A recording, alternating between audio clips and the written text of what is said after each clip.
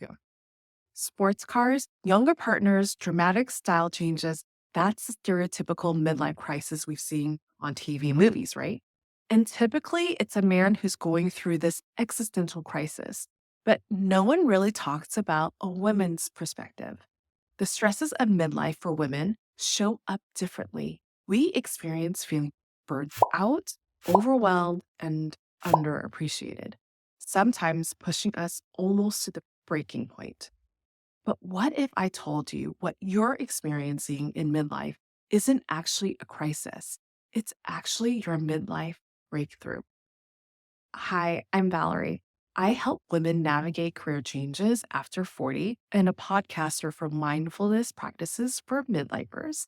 I'm also vlogging my journey of living part time with my mom at age 46 while taking care of my dad in an assisted living home and navigating the sandwich generation. Talk about layers and layers of responsibility that could lead to a crisis mode, but not here, not today. And I'll share how and why.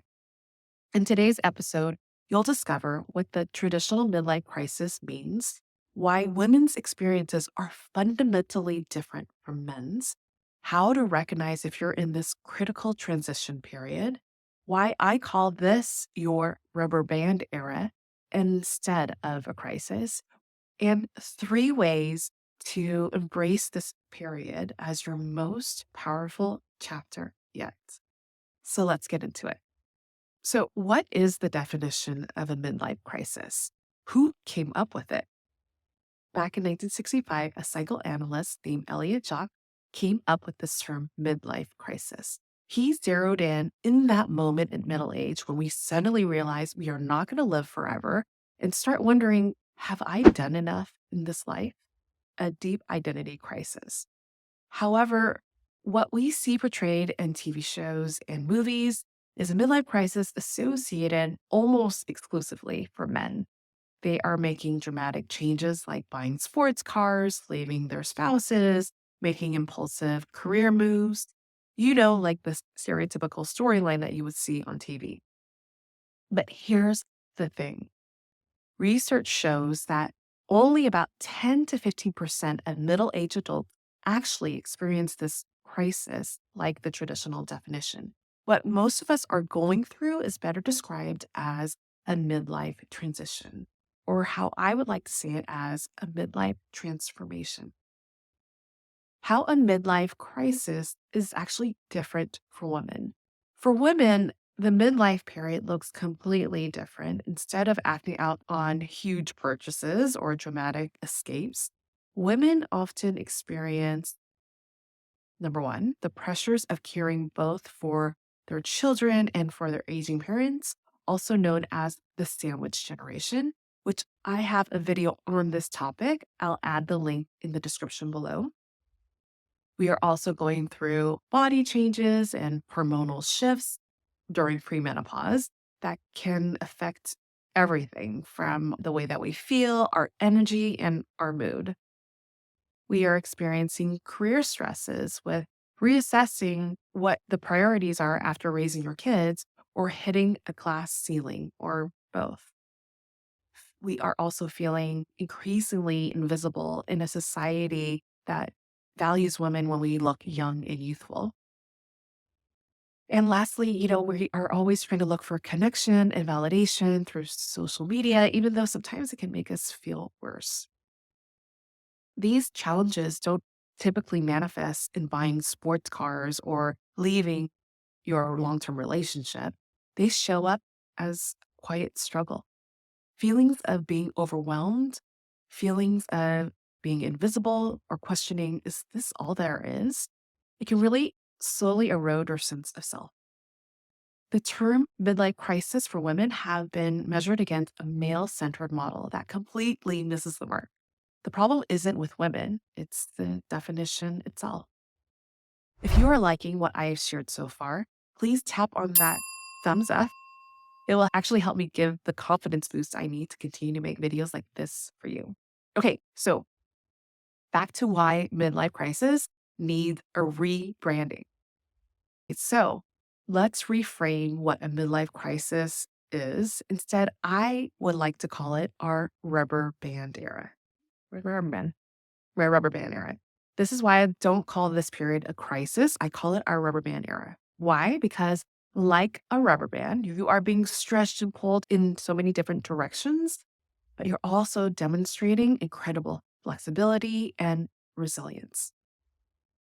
The rubber band metaphor works because it acknowledges the tension and the pressure you're feeling at this moment in life, but it also recognizes your natural capacity to stretch without breaking.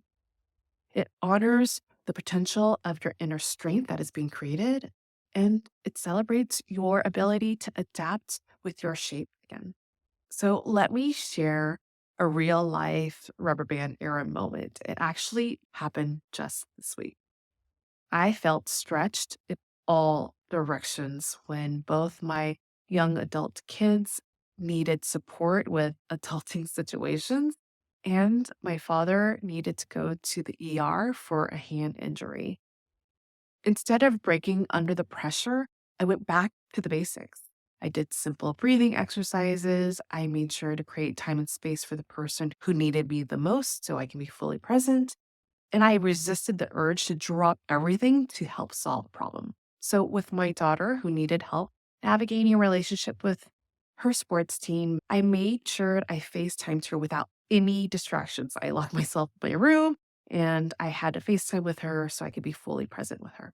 When my son needed help with managing his schedule and figuring out how to prioritize, instead of dropping everything, which I typically used to do before, I actually suggested a time for us to meet. I emailed him an invite for a specific time.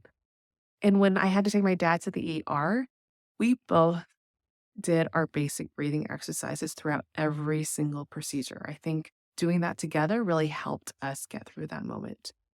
A few years ago, having all of these situations happen within days of each other might have broken me. But now I developed a mindset that I can handle this, and so can you. That's what's amazing about midlife, our age. It hasn't made us less capable. In fact, it's made us masters of adaptation. We've learned how to bend without breaking. So you might be wondering, how do I shift my perspective from seeing midlife as a crisis, but now as my rubber band era? So let's, number one, first, recognize this tension that you're feeling is not a breakdown, but of growth.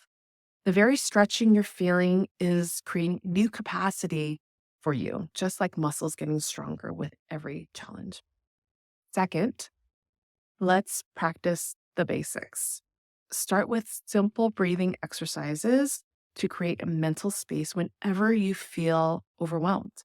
Identify any non negotiables. Like for me, it was creating a distraction free zone to be fully present with my daughter.